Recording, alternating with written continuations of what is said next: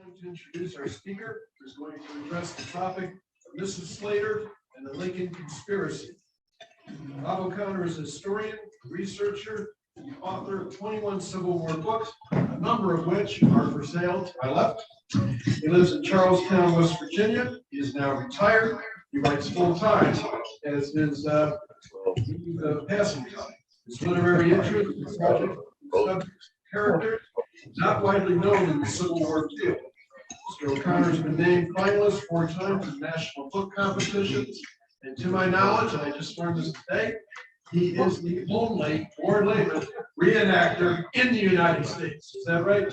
That's right. So hundreds of Lincoln reenactors, lots of Grant, lots of Lee, but only one Ward Hill Layman. That was him. So what can I tell you? And without further ado, Mr. O'Connor.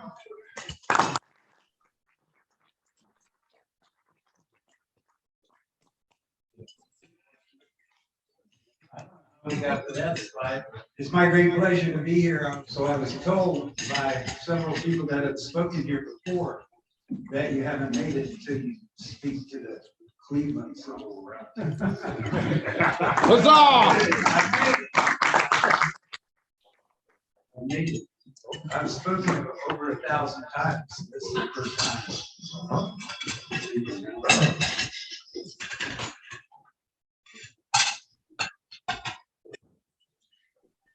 I live in Charlestown, West Virginia. Daniel left me off the map, but if you look at your map, I told him next time I put it on for sure. if you see where Harper's Ferry is and you follow the railroad that goes to Winchester, about the second little line there from Harper's Ferry is where Charlestown is. I'm 4 miles from Harper's Ferry. The most famous thing that ever happened in Charlestown was the hanging of John Brown.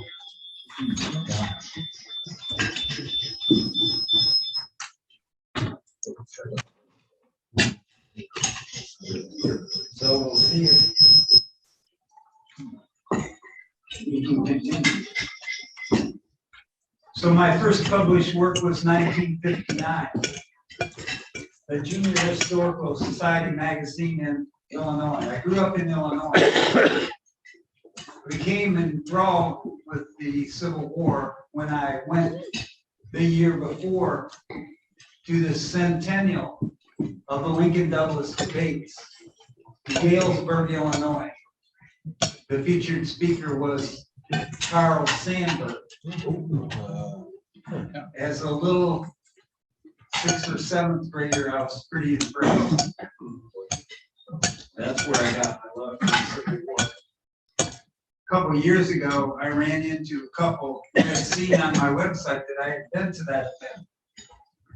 The gentleman told me that he was in the high school band that day, and that his wife was selling hot dogs at the cheerleader booth. So all 3 of us were present.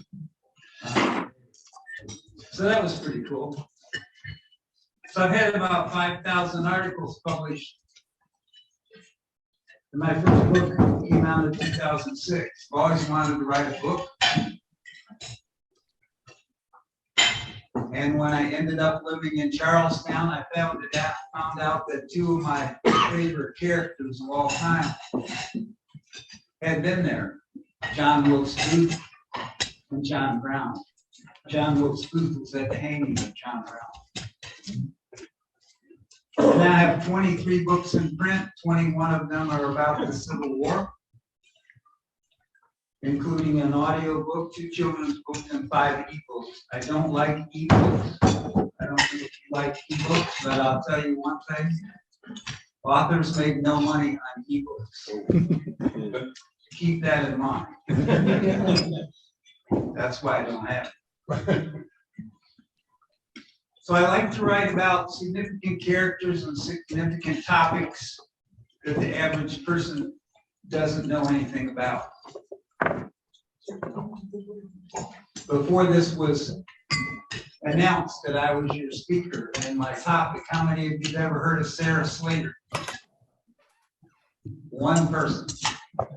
That's good. There's 55,000 books on Abraham Lincoln. I've written the only 2 books about Abraham Lincoln's bodyguard. There's 400 Lincoln reenactors. There's only one bodyguard reenactor you're looking at. That's what I like to do.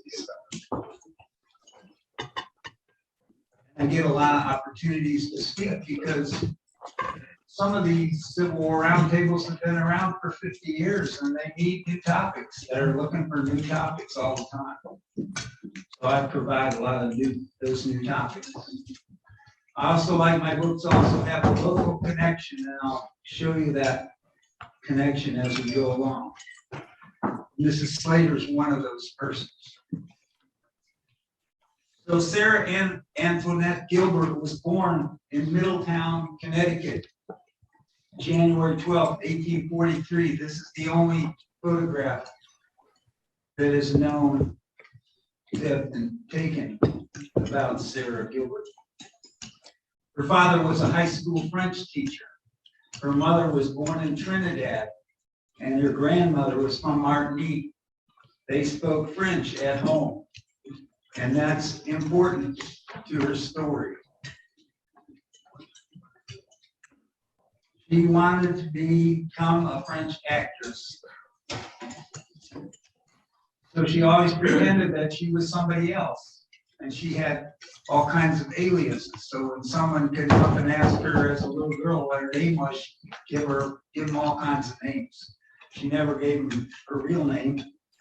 She was always pretending. Her parents divorced, and she lived with her brother Robert in New Bern, North Carolina. Her mother lived in New York City and invited her, when she lived in New Bern, invited her to visit her in February of 1861. Her mother was very mysterious about this visit. She demanded that she come only on certain dates, that she bring her brother with her. Well, her brother had a job and he couldn't get away, so he didn't go with her.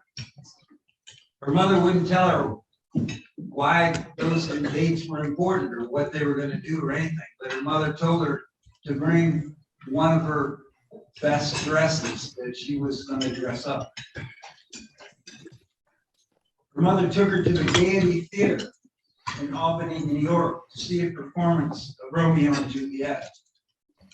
Well, as a budding French actress, this is wonderful. Romeo and Juliet in a play, that's just the best. She mouthed some of the words because she knew them. As Kate Regnos, the actress, portrayed Juliet. But that wasn't the best part. Romeo in this performance was played by the most famous actor of the day. He was considered to be the most handsome man in America. She imagined that she was playing opposite him. Romeo was played by John Wilkes Booth.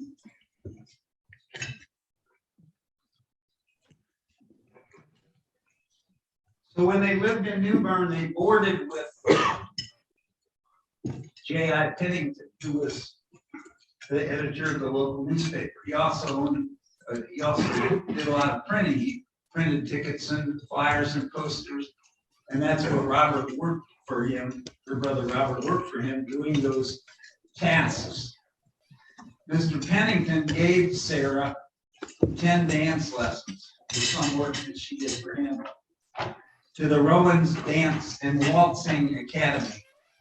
Now, I don't know about you, but some of you are about my age. And when I was in middle school, I went to the Dancing and Waltzing Academy in my hometown so I could learn how to dance before I got to high school.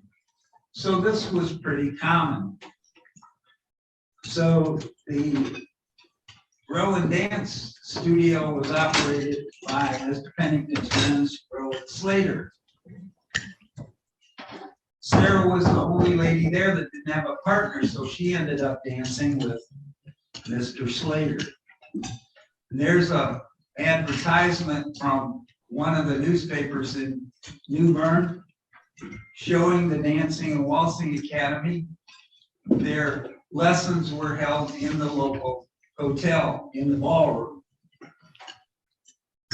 Sarah loved the dance lessons, and Mr. Slater loved Sarah. And Mr. Slater proposed. And on June 21st, 1861, she became Mrs. Rowan Slater. While living in New Bern, she purchased a mourning veil. Now, if you think back about 5 years ago, if you walked into the bank wearing this, they would push a little button under the counter, and the police would come in and you'd be arrested. Well, we don't have that problem now because people wear masks. A lot of women during the Civil War wore mourning veils. They were in mourning for a specific period of time when their husband died in the war. And so she didn't stick out like she would today if she wore a mourning veil. And here tonight, everybody would look at her like she had 4 eyes. But there were a lot of women wearing mourning veils at that time, so it wasn't a big deal. She didn't stick out. She wasn't in mourning, she was being mysterious because she wanted to be this actress, and she wanted to be mysterious.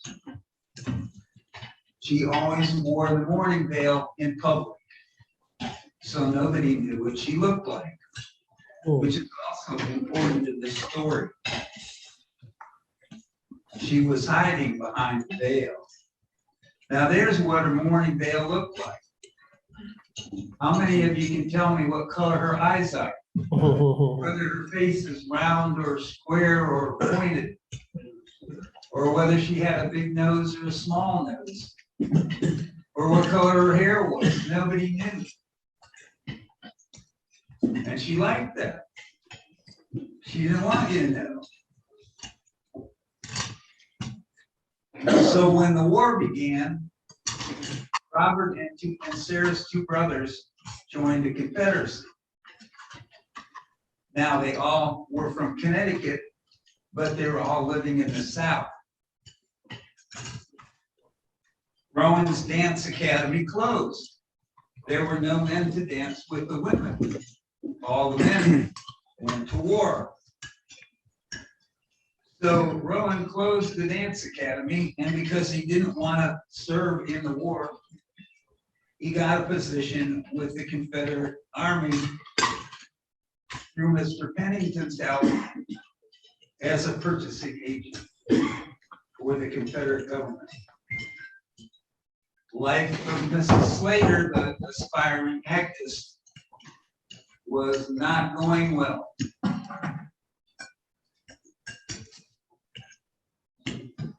So her two of her brothers, Robert and Eugene, got into trouble with the Confederate Army. They were organizing the men to desert.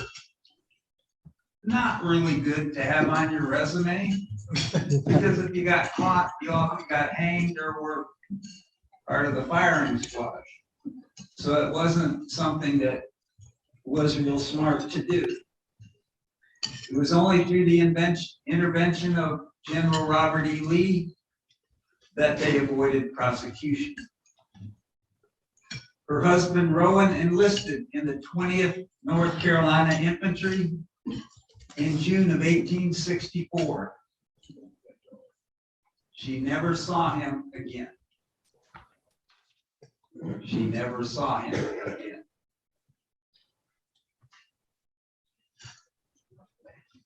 So here you have an aspiring actress whose husband just abandoned her. She's bored and she's unhappy, and she moves to Richmond, Virginia. And along the way, her mother invited her to visit her in New York City. Well, the only way that you can go from Richmond to New York City during the war was to have an official pass. And in order to get that pass, she had to go to see the Confederate Secretary of War, James Seddon. This is James Seddon.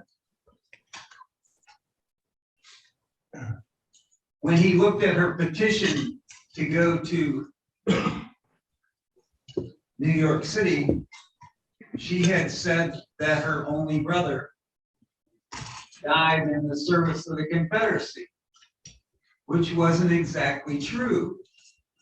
And he figured that out.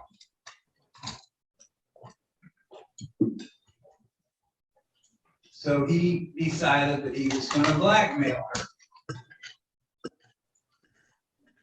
He said if she would deliver some important dispatches to Montreal, Canada, he would give her the pass to see her mother. Now, why Montreal, Canada? Montreal, Canada was the headquarters of the Confederate Secret Service. Why Canada? Because the US government couldn't bother them if they were in Canada. And the Confederate Secret Service was up to a lot of no good. They set fires in New York City. They were going to poison some of the major cities' water supplies in the north. They were going to try to release the prisoners of war held in the northern POW camps, on and on and on. They were pretty organized. There was quite a band of men in Canada. Their office was in the St. Lawrence Hall Hotel. Mr. Seddon realized that a woman might be able to manipulate her through situations that a man might not be able to, that a man would be arrested for. He realized that because she could speak French, they would think she was French Canadian, and that she could also hide in the French embassy if she needed to. There's the St. Lawrence Hall Hotel in Montreal. She could hide documents in her petticoats and wouldn't be subject to search like a man would be subject to. To Mr. Seddon, she would be the perfect courier. Well, Sarah didn't have much choice, but she decided that this might be exciting and a good opportunity for her to take on the role as an actress, acting as a courier. She would travel and have a little excitement. She even was given a derringer in case she needed it. Her contacts in Montreal were Jacob Thompson, the head of the Secret Service, and Brigadier General Edwin Gray Lee, who was a cousin of Robert E. Lee. And there's my local connection, because he lived in Shepherdstown, which is about 10 or 12 miles from Charlestown and in the same county where I live. There's my local connection. A lot of the people that were involved in the Confederate Secret Service in Montreal were indicted by in the conspiracy trials, but most of them never were brought in for testimony. So she traveled back and forth to Montreal on 3 different occasions, starting in February of 1865. Along the way, she stayed one night in the famous boarding house owned by Mary Surratt, which was the nest of all the Lincoln conspirators. There's Mary Surratt and her famous boarding house. Sarah also had a brief but exciting encounter with John Wilkes Booth. Her room that the boarding house wasn't ready, and she was taken into the sitting room to wait. And there was John Wilkes Booth, which she, of course, recognized and started to have a conversation with him, telling him that she had seen him perform at Albany in Romeo and Juliet. And he actually took her to Ford's Theater, which is about 8 or 10 blocks from the boarding house. And there's Booth, and there's the stage of Ford's Theater. She also became very good friends with Mary Surratt's son, John Harrison Surratt Jr., who was a confidant of John Wilkes Booth. She traveled on several occasions to Montreal with John Surratt. Now, just to give you an idea of the calendar that we're working with, President Lincoln was shot on April 14th, Good Friday. Almost exactly lines up with this week. Only Good Friday is on the, what, 15th, instead of the 14th. The war ended on Palm Sunday, which was the 9th, which this year's on the 10th.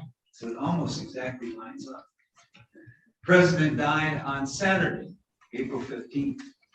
John Wilkes Booth escaped. He was killed on April 26th. The conspirator trials began in May. John Harrison Surratt fled and was not found until 1867. He was hiding in the Papal Guard in Italy. The government found Mrs. Slater and questioned her for 4 hours on May the 2nd, 1865 at the War Department. Maryland Provost Marshal James McPhail did the questioning. He was so confused because of the conflicting information that he had about her that he couldn't find anything incriminating about her. Here's what he was looking for. He was convinced that she went to Canada with John Wilkes Booth. The furthest that she went with John Wilkes Booth was to Ford's Theater and back, just a couple of blocks. She was convinced that she traveled with John Surratt to Richmond, but she hadn't. He was convinced that she brought 2 trunks from Richmond to Mary Surratt. She actually pulled up in a carriage with 2 trunks at the Surratt house, but she hadn't brought them from Richmond. He was convinced that she was also known as Kate Thompson, as one of her aliases. But Kate Thompson was a completely different person. He was convinced that she was an employee of the Confederate government. But she wasn't. She was running an errand so she could get a pass to visit her mother. She wasn't a paid employee. She didn't get paid for her travels. He finally released her. The conspiracy trial started on May the 8th. Mrs. Surratt's name was mentioned numerous times. How do I know? Because I have all the transcripts of the Lincoln conspiracy trials. How many of you know the name Ed Steers? Ed Steers is the most knowledgeable man on the planet about the Lincoln conspiracy trials. He's a good friend of mine. The gentleman back here showed me a book that he has tonight, the Encyclopedia of the Lincoln Assassination by Ed Steers. Good friend of mine. Mrs. Slater's name is mentioned numerous times in the testimony. in the confession of George Surratt, one of the conspirators. He had taken her across the river in a rowboat, but she was wearing a mask, so he didn't know what she looked like. And she never said anything to him. She never spoke to him. Louis Whiteman, who was the government's main witness. Whiteman lived in the Surratt house where all the conspirators met. He was in cahoots with most of them, but he was a government employee and he turned on all of his friends. He testified about Mrs. Slater, but they had never met. She stayed in his room one night at the boarding house, but he'd been moved to another room to accommodate him. And he'd been asked to bring in the trunks from her carriage, which is why he thought that she had brought those trunks from Richmond. John Holohan also testified about Mrs. Slater. He and his wife lived in the Mary Surratt boarding house, but he'd never met her either, and he'd never seen her face. Augustus Howell, a Confederate operative, testified in the conspiracy trials. She had traveled with him to Montreal the first time they went to Montreal, but she never took her veil off. So he didn't know how to describe her either. It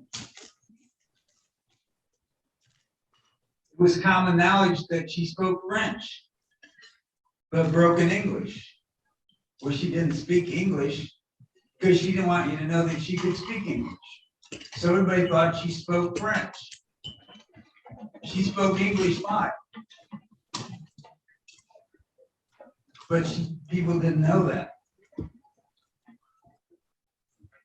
Everything that everybody said about her would have been considered hearsay and not allowed in the court of trial.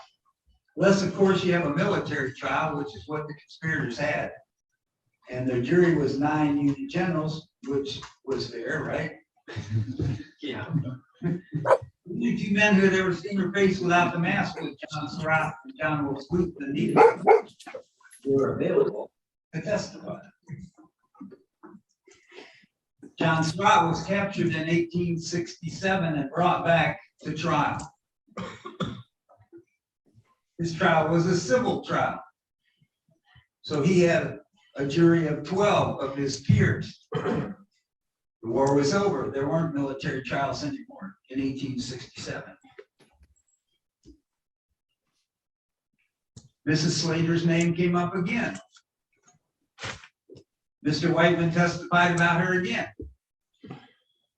Mr. McMillan mentioned her in testimony, although he too had never met her. The civil trial of John Harrison Surratt resulted in a hung jury. The jury voted 8-4 to acquit. How about that? His mother was hanged. Mrs. Slater disappeared. So did $649,000 in the bank account of the Confederate Secret Service from the Ontario Bank in Montreal. Coincidence? By the way, $649,000 in 2021 would have been equivalent to $1.3 million. Would have taken care of her for quite a while. Here's what Louis Whiteman said about Mrs. Slater. The government did its best to find out who the woman was, but was unable to find her. Bob O'Connor found her. Why was she never found? No one in her neighborhood had ever seen her with the veil over her face. She didn't wear the veil anymore. They were looking for somebody who was wearing a veil. She had remarried after divorcing Rowan Slater and was no longer known as Sarah Slater.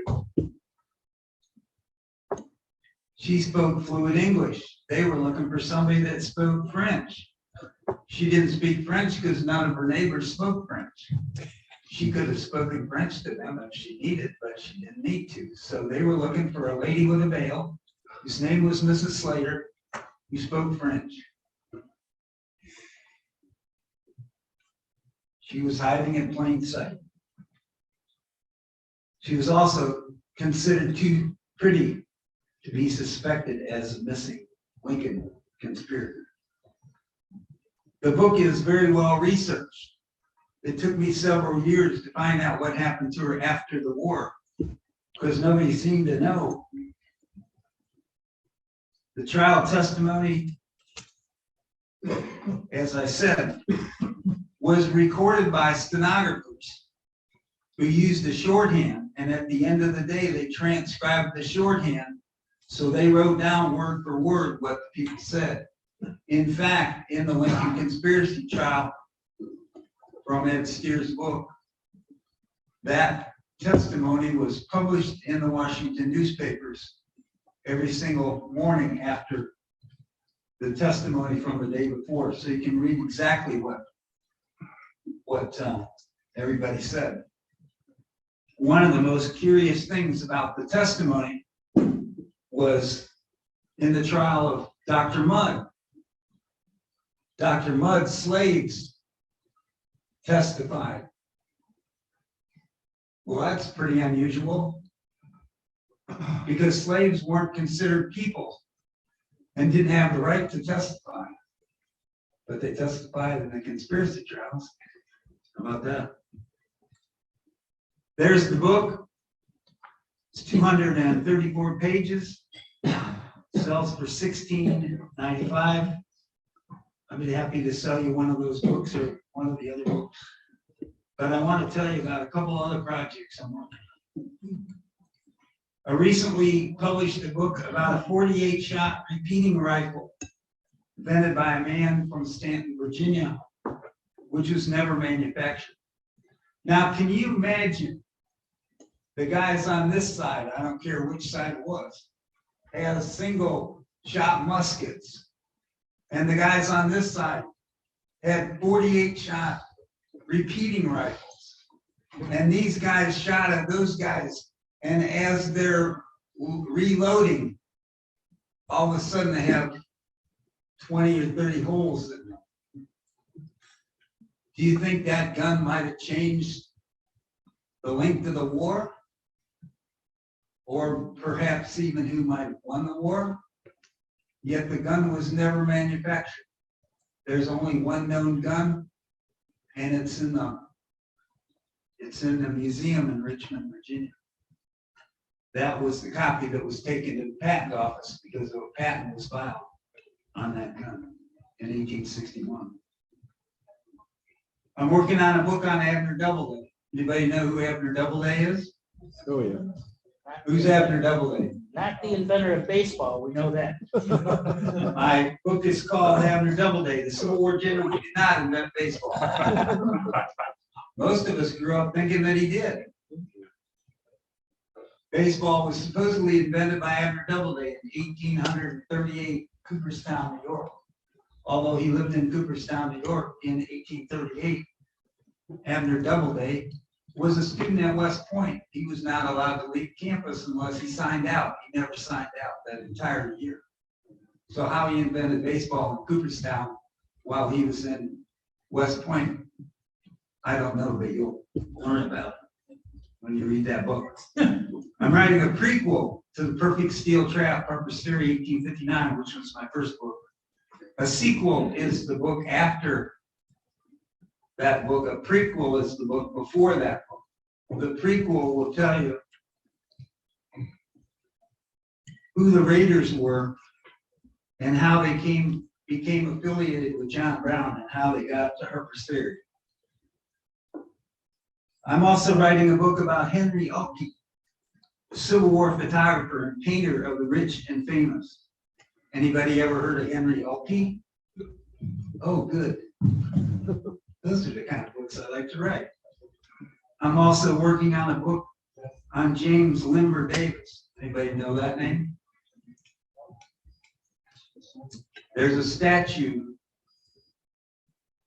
on the Jefferson Davis plantation of Jefferson Davis holding hands of two little boys. One is his son and one is a little black boy named James Limber, who is supposedly the adopted son of Jefferson Davis. He wasn't, but let's go back to Henry Elke for a minute. How many of you remember the paintings of all the people that were in the room at the Peterson House when Abraham Lincoln was on his deathbed? One of those paintings has 48 people in it. Well, that room couldn't fit 48 people, I guarantee you. Well, the man, the arrow on the left is Henry Elke, an immigrant. All the rest of the people are real important politicians, cabinet members, members of the U.S. House and the U.S. Senate. What's Henry Elke doing in that room? Oh, you'll have to read the book to find that out. I'm also working on a trial series of characters who never went to trial. I have 2 books completed in that of the 5. The first book is The Trial of John Wilkes Booth. One of my bookstores said, "Is that fiction or nonfiction?" I was hoping that was maybe a part-time student that was in there that didn't really know much about his history. Trial of Jefferson Davis. Now, what I do in these books is I take people as witnesses and I put words in their mouth at the witness stand that they said during their lifetime. So the founding fathers are witnesses in the Jefferson Davis trial, and they talk about their ideas of whether secession was legal or not legal. And guess what? They didn't agree. The trial of Nathan Bedford Forrest for the atrocities at Fort Pillow. I do a lot of research on the black soldiers of the Union Army in the Civil War, the U.S. colored. The trial of Colonel Dixon Miles, local connection. Dixon Miles was the commanding officer of the forces at Harper's Ferry the day that 25,000 were surrendered.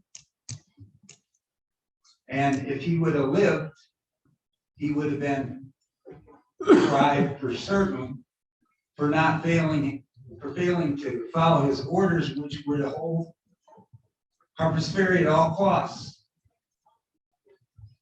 He was mortally wounded when they surrendered, and he died the next day. So he never got to trial.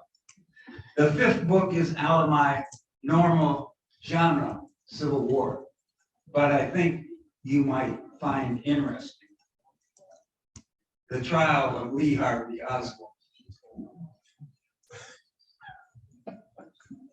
Now, it may surprise you that even though the Lincoln conspiracy trial had stenographers that took down every word of testimony, the Dallas Police Department questioned Lee Harvey Oswald for 22 hours. The questions and the answers were not recorded, and there was no stenographer present. So we don't know what he said or what they said. How about that? Thank you for your interest. I'll be happy to answer any questions and sell you a book or 10.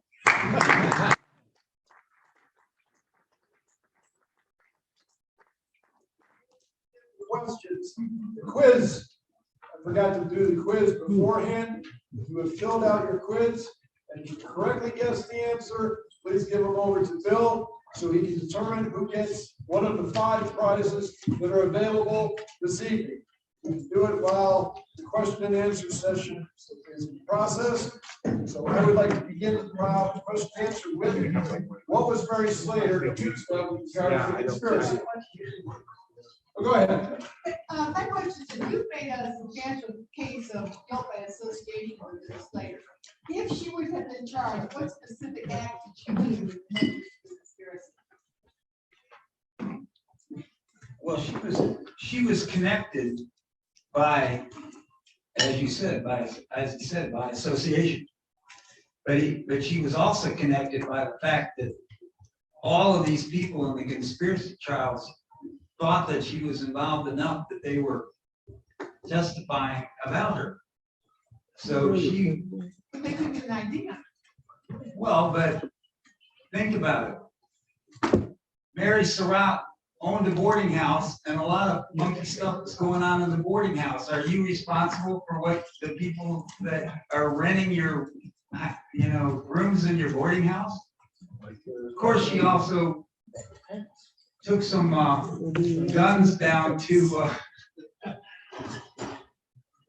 on the escape route, so she was tied in a little more than she'd like to believe she was, but still, her son was a lot more involved in it than she ever was, and she got away. So, yes, sir. Say, on the John Surratt trial, you characterize that as a civil trial. Do you mean a civilian court? That's correct. Or do you, Right, it was a criminal trial, was it not? No, yeah, you're right.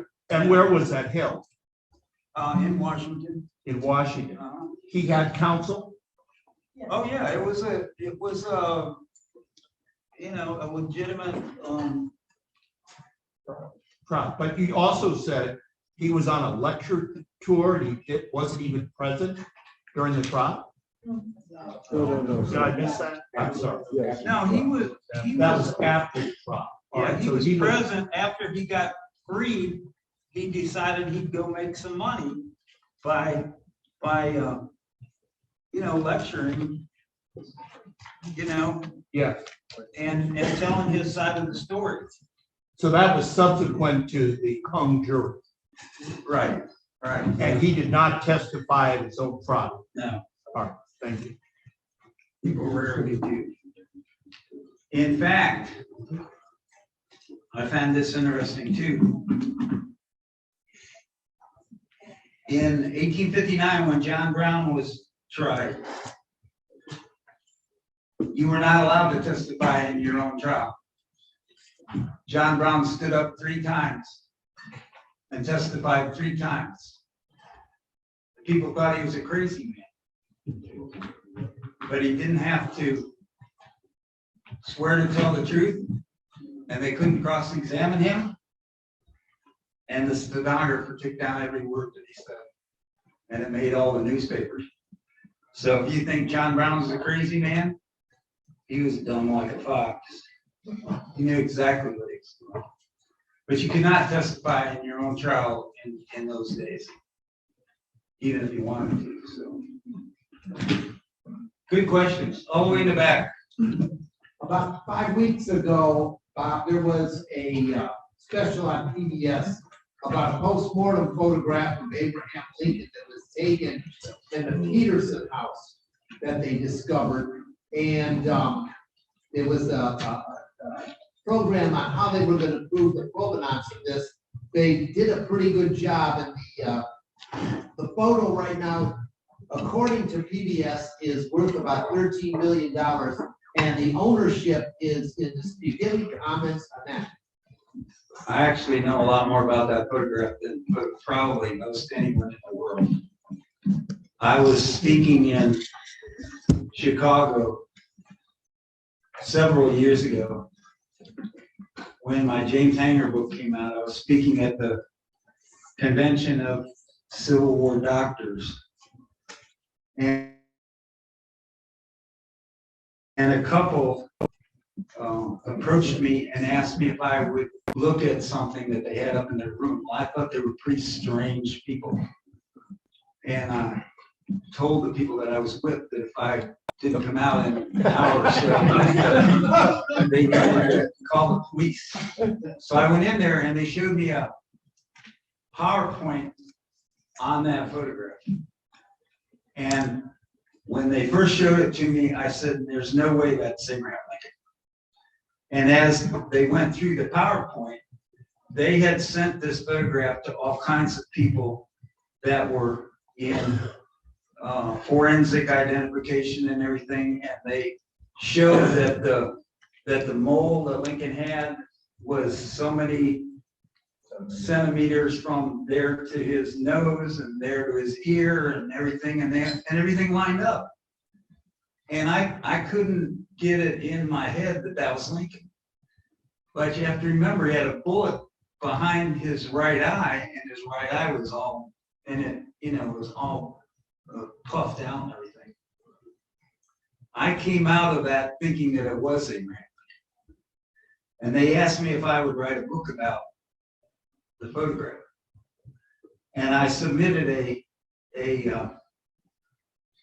spec chapter on it, showing how the photograph might have been taken, when it might have been taken, blah, blah, blah, blah, blah, blah, blah. I was pretty convinced that it was an authentic photograph. I actually talked to the people that did the program, and I gave them some of the information that I had. I never wrote the book. There was no book that's ever been written that I know of about it. It's very controversial. The people that own it are very odd. It's a very odd couple. They're not married. They're both, I believe they're both dentists in like I'm trying to think what town they were in. Where is Eastern or Western Illinois University? Carbondale? It was the other one. Carbondale's one of them. It was the other one, but I don't remember exactly. But yeah, it was very odd. I probably stayed in their room for like 3 hours, and I was convinced at the end of the day that was a photograph of Lincoln. Whatever happened to it, I don't know, because like I said, there was no book ever written. I wish I would have written it. I wasn't able to write the book about it, but they had all kinds of things in the contract that I couldn't deal with, so I kind of dropped it. But they used a lot of the information that I had given them in the spec chapter to promote their photographs. So they didn't get that from anybody but me. So I didn't know that. So yes, sir. Yeah, according to PBS, their possession is in dispute, and it's in a safety deposit box in Illinois. They tracked the people that presented it were acquired it from a descendant of the soldier that was on guard duty in the Peterson house the morning he died. And they've proven that the provenance so far is with this. But Well, the photograph, it's in a dispute, a possession dispute, and it's in a safety deposit the box. photograph would have been taken by Henry Lumpkin. Right. They lived upstairs. My other book, yeah. Henry Lumpkin and his brother were photographers. They lived in that building. And people say, well, there was no time that they could have taken the photograph. There was about a 20-minute period around 11 o'clock on Friday night that the doctor cleared the room. And I can show you how they could have done that. And they said, well, there was not enough light in the room. They had mercury strips that they would light to take photographs. And that would have been very easy to do. They could have taken that photograph in 15 minutes, no problem, and before they started letting people back in the room again. They were the ones that also took the picture of the bed that you may have seen. You can Google the photograph of Abraham Lincoln's bed, and they were the ones that took that photograph. So we knew they had their equipment and everything in the room.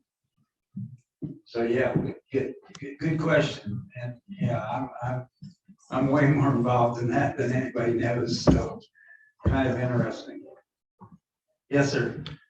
So do you think, as far as Miss Slater's personality goes, do you think she was, from your research, do you think she was a happy-go-lucky kind of actress in waiting, or do you think she was serious-minded? Do you think she was extroverted, introverted? What do you She kind of went along with what was happening to her.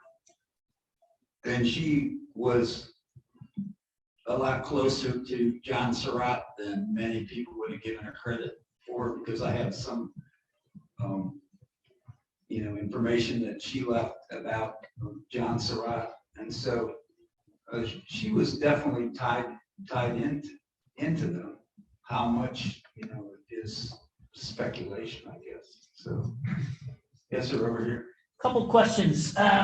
You said Robert E. Lee intervened with her brothers. Yes. What was the connection with Robert E. Lee? How'd they get him to intervene? I don't know the answer to that one.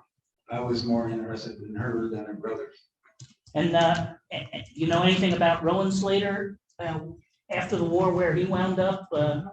No, I didn't follow up on him after she said that she never saw him again. I know that they were divorced for abandoning her, but other than that, I didn't follow that because I was more interested in her story than him. And I missed, how did she wind up, or the family wind up in North Carolina? The parents divorced, and the family kind of went all kinds of directions to people that they knew. So just she and her brother. She and her down there? brother, and then the other siblings were somewhere else. Thank you. Yeah. Yes, sir. Why did it take so long to find John Surratt? When they had a manhunt for Booth, and it took them, 2 weeks? But yet they couldn't find Surratt. Well, because he wasn't in the country. Could they had a manhunt to go out of the country? Well, sure, but when he was being guarded by the Catholic Church, and when they went over to Rome, he was hidden in the papal guard. If he hadn't run his mouth a couple times, he would never been found. But he was into bragging a little bit, so he got himself into trouble that way. Okay, last question, Ellen? Did you do any research about Mrs. Slater's political leanings before this, or did she even have any tendencies that she, her mother was living in New York, she was born in Connecticut, you would have thought she might have been an abolitionist, if anything. No, I didn't find anything of that. She bought into the job as a courier because it was exciting. And she was bored. So it didn't have anything to do with her leanings toward the Confederacy or whatever. And people say, well, did she read the dispatches? No, she didn't care what was in the dispatches. She didn't care what was in the trunks. She was just delivering them. She was just a servant, so to speak. All right, well, one last Thank you. one. Okay. One more. Did you ever find 600 Bray? Oh, you have to read the book. All right, well, we thank Bob for his presentation.